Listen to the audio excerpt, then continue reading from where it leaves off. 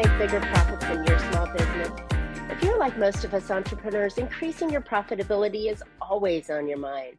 And you're probably looking for more ways to grow your revenue while growing your company. Well, you've found a podcast that shares ideas to help you do just that. I'm Marcia Reiner. I'm a business growth strategist, and I've helped tons of small business owners to establish and implement a tangible plan that guarantees increased profitability, guides your growth, and plans for a future exit. Building a highly profitable and sale-ready business creates a win-win scenario. That's more money now and a windfall when it's time to let go. And I want to share strategies that I've learned with you on today's Profit with a Plan podcast. But before we get started, I have some exciting news. I've released my second book called The Profit Accelerator, and I'm looking for a few business owners to interview about how my book's 12 strategies would impact your industry. Go download my book and let me know if you'd like to be interviewed. It's available for free only for the next few weeks while I'm interviewing business owners. I'm confident that these strategies can help any business increase their revenue, profit, and the value of their company without having to pay for additional advertising or marketing. Go pick up your copy at trajectoryprofits.com/book-download. All right, my guest here is Jim Heininger, and he is known as the Rebrand Man. He leads the efforts of the Rebranding Experts, which he founded in 2017 after 30 years of business and brand strategy experience for companies like Procter & Gamble, McDonald's, Anheuser-Busch, and others.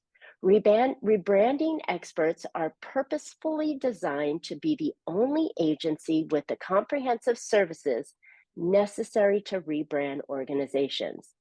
It starts from a fundamentally different viewpoint than traditional branding firms that see rebranding as a marketing strategy. His team believes that rebranding should be a strategic growth accelerator. I love it. He's even putting my book in there. Creating a forward-facing organization ready to grasp new opportunities. It's a jetpack to your success. Jim has designed the methodologies used by the firm and merged many disciplines necessary for successful branding, including research, brand strategy and planning, creative naming, design identity, corporate and leadership communications, change management, employee engagement, and internal marketing. So Jim coaches CEOs through the rebranding process, aligning their executive team and helping them to execute complete name change and new customer promises. He regularly speaks at national conferences and is a frequent contributor to Forbes.com on the topic of rebranding.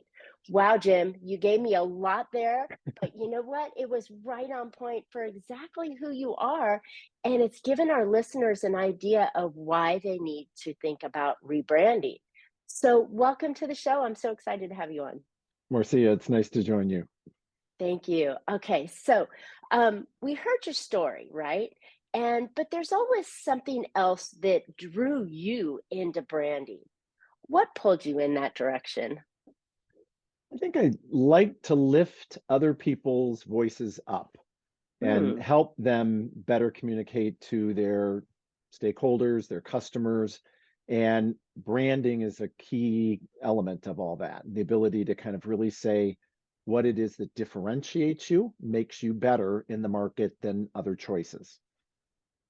You know, that's exactly what businesses need to be focusing on all the time, because competition and our attention spans are so short these days with the fire hose treatment that we're getting from businesses out there, that we have to do that. We have to separate ourselves and be attractive to that ideal client.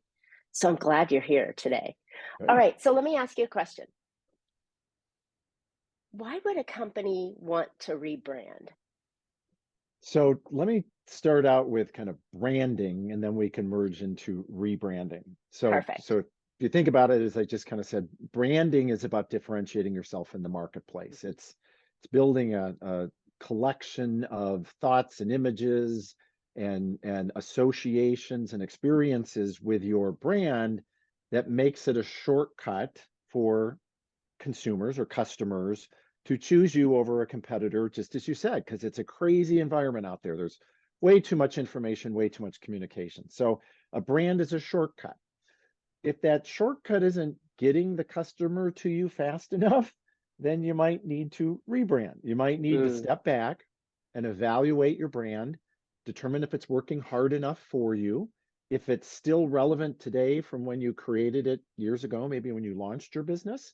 And rebranding is a possibility then. And that would be uh, really refreshing and updating your brand to make sure that it's relevant in today's marketplace and for years to come, and that it really seeks to differentiate you. It really puts you out there different from other competitors. Because again, it's a shortcut. So if it's not giving that really strong, compelling reason why to choose you, then you need to look at something like rebranding.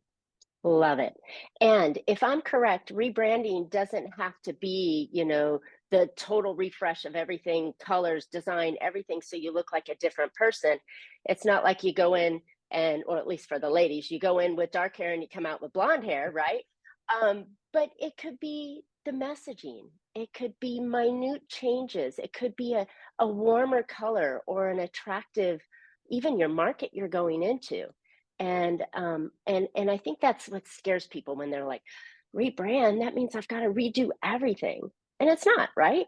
Well, we always like to say there are kind of three possible routes you can go, and there's lots of room in between those three, but one of them is the refresh. So that's the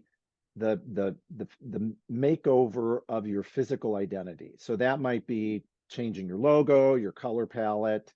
It's a makeover. It's a visual makeover. And you see organizations do that all the time. Hmm. Quite honestly, it's not as big of an adjustment for your customers to just see a new logo and different colors on your websites and your collateral materials. Um, the second would be repositioning, and that's when you really are seeking to attract a new or an additional target customer. And you need to tell your story now in a broader way that's going to appeal to that group as well, too. You see a lot of organizations doing this. I think probably one of the biggest ones that everybody in our industry is watching right now is what Victoria's Secret did. So, Hmm. along the angels and the fashion shows and so forth that were just not relevant to women today, and they didn't want it anymore. They weren't going to have it.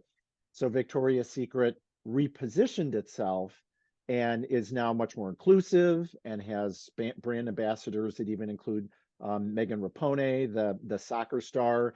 So they kept the same name, they kept the same logo, I think, but then they really just kind of repositioned themselves to attract new audience.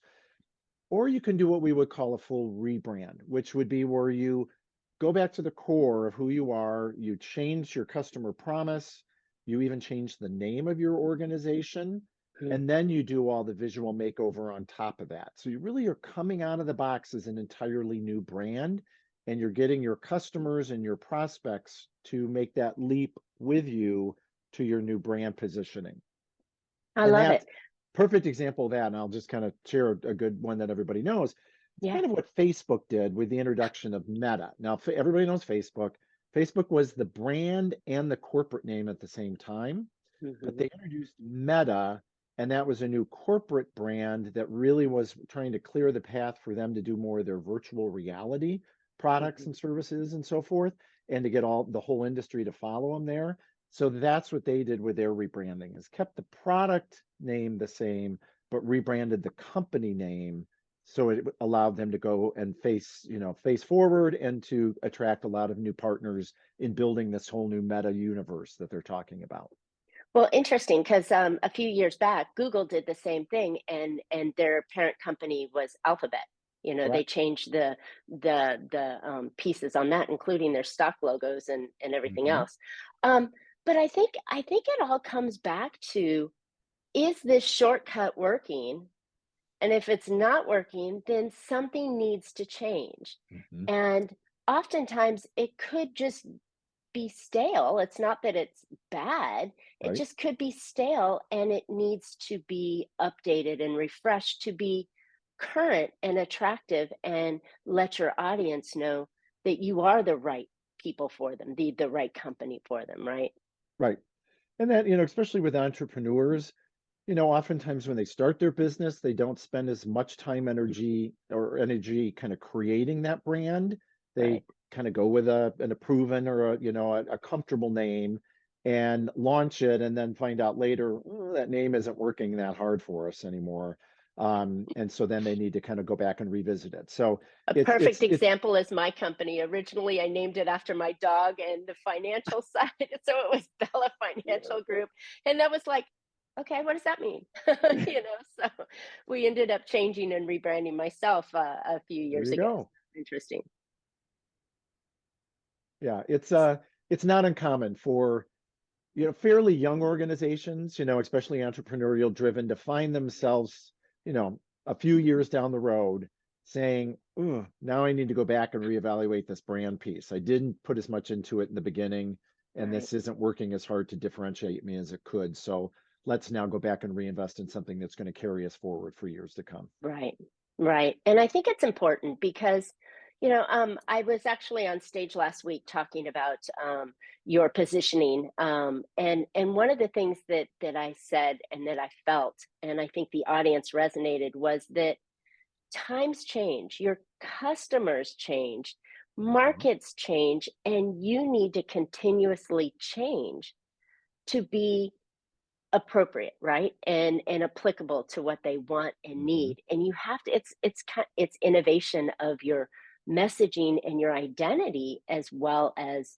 your product or your service. Yeah. Yeah. I think Tell me these an things just industry need to that do. isn't changing. Yeah. That isn't under pressure, from the external environment to remain current, remain relevant to your customers. So very, very true. Love it, Invest on the love it. brand as much as your business model. Yeah. And I think that scares people because they think that the brand maybe isn't the shortcut. It's just the logo or the colors or the website I have. But it's so much more, right? I mean, you kind of highlighted it in the beginning when you talked about what a brand is. But I think if we can dig into that and how Mhm. the brand actually connects with the audience might be a helpful tool to get people thinking about it again. Well, and a great example of that is Amazon. So anything that you buy from Amazon, they didn't make. It's being manufactured and, sold on behalf of another retailer. Amazon is the delivery interface that we all use.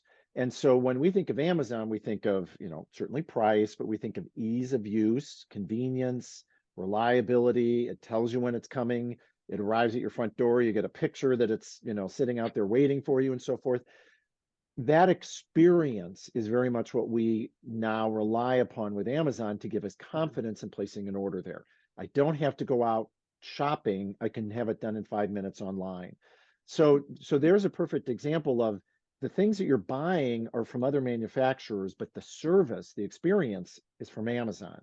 And so they know that if they can deliver on that on a regular basis, that's going to create a very positive association of getting people to come back and want to use Amazon again and again. I love it. I love it. And it is important that you understand what your lane is, right? In your business so that you can capitalize upon the service because Amazon used to be a bookseller, right? Right. It was a college bookseller that evolved into selling other things because they had the software and then they created the distribution center to get it out to you quickly. Um, Yep. Gosh, I can remember just a few years ago when people were uncomfortable putting their credit card in on the internet. Now that's Yikes, all right? we do practically. Exactly. So the innovation that comes with it. So how does a company really truly stay in front of their clients using branding?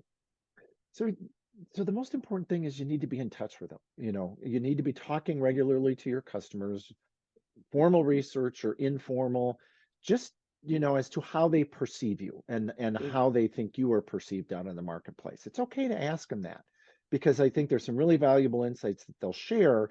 And being asked is a compliment, that your opinion is valuable. So by continually doing that, you're going to gain some really good insights in terms of whether your brand is working for you or not. There's all sorts of other, you know, tools, especially in the online space now, that you can monitor your your online presence, your, obviously your traffic to your website, where it's coming from, your social media presence, how does it compare to competitors and so forth, that will give you, kind of further insight into that whole thing. But I always believe it's the words from your customer that are going to be the most valuable. In fact, if we rebrand an organization, the very first thing we do is go out and talk to their customers and say, so what do you think of them? What do they do that no one else is able to do? What are you, most proud of them in terms of the way you interact with them? And they will give you some really valuable insights that will help you determine if your current brand is on point or needs some further study. So that's interesting because again, I think I'm like many out there that think the branding is the imaging, right? Is the logo, is the colors and so on, but it's not because if you're asking your customers what they're so proud of the company for and why they continue to use it, that doesn't normally correlate into, at least A for logo. me, for the brand, right? Yeah, yeah, it's the experience. It's the Mm, experience they have with you as a whole. And that name, that logo, the color palette, your website is a piece of that. But it's mm. really how they experience you overall. And do they admire you because you're out in the marketplace leading the discussion on whatever your industry is and offering new viewpoints and insights that the customer should be mindful of? Or are you just sitting back and, and being Waiting. quiet and yeah, and stale. Hello, call me. Yeah, it's interesting because a lot of um, major companies, and I know Frontier Airlines is one of them that I just read about, are closing their customer service call centers. So you Wow. can't reach a person on the phone anymore. That's going to start Yuck. to impact their brand and how they're Right. perceived. Is if you have to solve every single issue that you have online, that's going to lose a lot of people. So just kind of watch Mm. to see what happens to their brand. Interesting, interesting. So then when we talk about branding and we're trying to elevate our brand, how does the experience come from our imaging or does it come from the content in our brand? So again, I think branding is more of the language and the words that we put out there as well, not just the green color of Right. Frontier Airlines, right? So the core of it all is your promise. What is that brand Mm. promise? What are you promising customers from an interaction with you? And that's a really hard kind of creative process, strategic process for a lot of companies and a lot of business people to put their finger on. Right. Because they tend to say, well, I'm going to promise that I'll return your phone calls in 24 hours, or that I'll do this, or we're available 24/7, or whatever it is. No, no, no, no. Your promise is what's the outcome of an experience with you that your customer is going to benefit from. We just went through a rebranding of an organization that's in the commercial building space, and they do things such as the shades that control the sunlight and the temperature and acoustic systems and so forth. And it really, when it came down to their brand promise, is what is it good? What do you mean to an older owner of a building? We're going to help you optimize that building performance. That's a big, lofty, aspirational promise, but it Mhm. also gives them room to grow. So if they want to go into other products or services that serve that commercial building space, they've got the room to do it now because their brand has promised that to their customer. And you're thinking big enough, right? You got to And be so aspirational in all this. Yeah, yeah, I like that. So I love that the things that you're doing are about the promise that you're making to your customer, right? And then the the website, the logo, the colors and everything want to represent that experience that you're promising. And then everything that you produce content wise or images wise, and if you're using social or marketing or whatever you're trying to do to get your company's name out there, it all aligns with that message. right. I And think that part was of the connection I was missing. okay. And part of that branding process or rebranding and going back and rediscovering who you are is what is your personality as a company. Mm. And there's a whole process and system of archetypes for Mhm. companies and brands, and helps you kind of zero in on the one that really represents you. But we went through a rebranding recently of a company that as we gathered all this insight, it really became clear they were part of this rebel personality. They weren't satisfied with the status quo. They were always wanting to innovate. They were always pushing the boundaries and wanted to be out there kind of redefining, reframing their industry. Mm, And the minute that came clear, it was so much easier to produce the language, the taglines, even the colors of what a rebel is start to hmm. follow there, because it all is part of a personality of a brand. I So like that. you put those pieces together and then everything starts to flow out of it and make sense because it's interconnected, as you're saying, and delivering against a bigger story. And it's attractive to their ideal customer that is looking for that innovation, that outside the box, that forward thinking. And when Apple releases their phone, they're first to get it, right? They're that kind of personality. So then you can align in with your customer you're trying to attract as well. Right. And you need to make sure that that segment of the customers out there, that the people that Mhm. want those, the leaders and the thought leaders and the ones that are going to have the new and refreshing viewpoint on what solutions may be that you're looking for. And then yeah, then you appeal to them. There's a lot of followers in every industry, and they Right. follow the ones that are the early adopters and that that really go with the leader, and then they'll come along later and follow too. So yeah, that's if you want to move the market, move the industry in a really aggressive way, you need to be that leader out there that's saying, you know, never before commented, provocative kind of comments that Right. reframe the industry. Yep. But that wraps into the brand of the company and why people choose you over, the guy next to you or the company down the street is Hmm. because they align your customers' ideals align with what you're saying. So Right. I love the brand and the refresh of the brand and the redesigning of the brand to really align with your core values and your ideals core values, Hmm. right? I mean, You this is got it. this is so much more than just a silly logo and a website, right? Right. It And drives everything, and I think that that's what today's businesses are often missing. They did something a while ago, they named it after their dog, right? And they left that and thought, "Oh, I'm just gonna keep going because it doesn't matter," right? It's just a picture, it's just an image, it's just something that represented originally that's outdated. hmm And now because I'm a different company or I've evolved um and I'm serving a particular client, then why aren't I aligning everything with that? right. I Right. think that would be more impactful, and I think people are missing that. Yeah, They're and missing the it's boat. it's it's not at all surprising that when somebody is starting up a business, especially in an entrepreneurial level, they're not as likely to invest in an outside resource or an expert helping them to stand up the right brand for them. Mhm. They've got something, they got a driving passion in their heart of wanting their own business and a sense of what drives them and how they want to be different, but they're not investing in branding a business that's starting.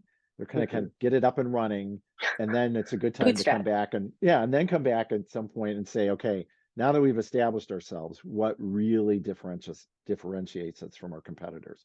And let's lean into that now in terms of a brand that really helps work hard for us especially when new customers are looking for somebody to choose. I love that.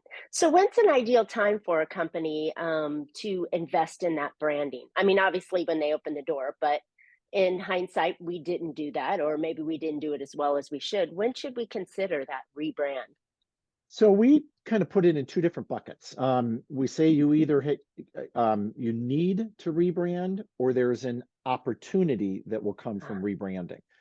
So the need to rebrand, oftentimes that's either a merger or an acquisition, or partnering up with another company, and you're faced with a brand decision that you need to resolve. mhm. It could be a new leader, a new CEO, or it could be that that brand is just not working, and you're forced to rebrand. It's just not doing you any good, or it is now outdated and irrelevant. So that's the Mhm. need to rebrand. The opportunity is really driven by your strategic growth strategy. So where are you wanting to go? Does your brand work hard to lead customers there? or do you need to change it up and, kind of reposition yourself in a way that your existing customers will jump on board with you and new customers will understand it. It could be a geographic expansion, could be a opening up a new market or a new products or service segment that you're trying to meet. But that's all when you pause, you're using this point in time to create an opportunity to grow your business even more through rebranding. Love it.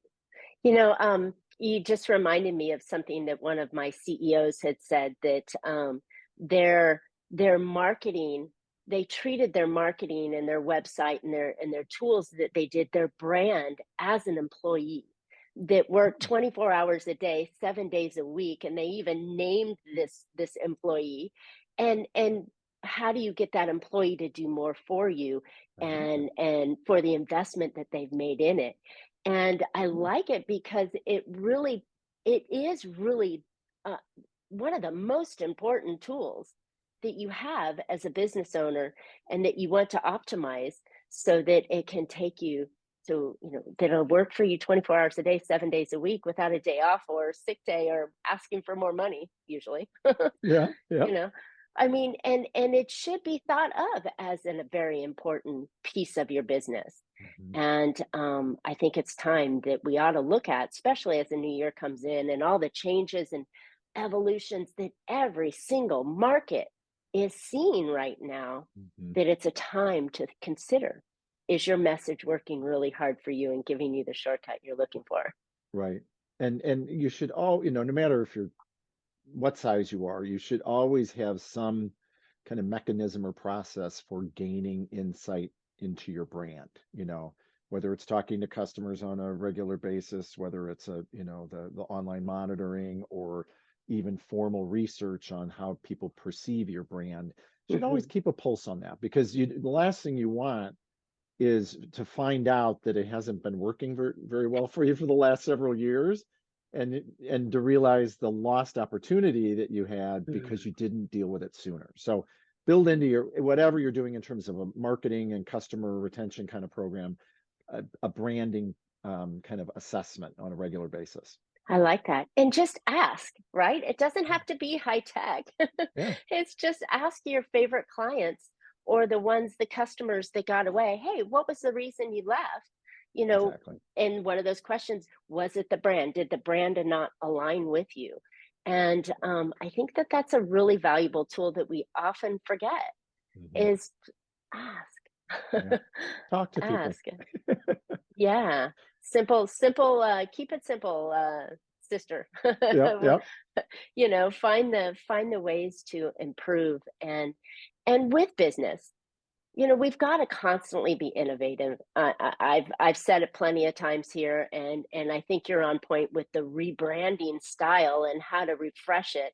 And it could be something, as you mentioned, in a little tweak, a medium tweak, or a gigantic total, Hmm. facelift that you're gonna do on your business. But something needs to be done, and staying on top of that is super important, even if it's down to the messaging.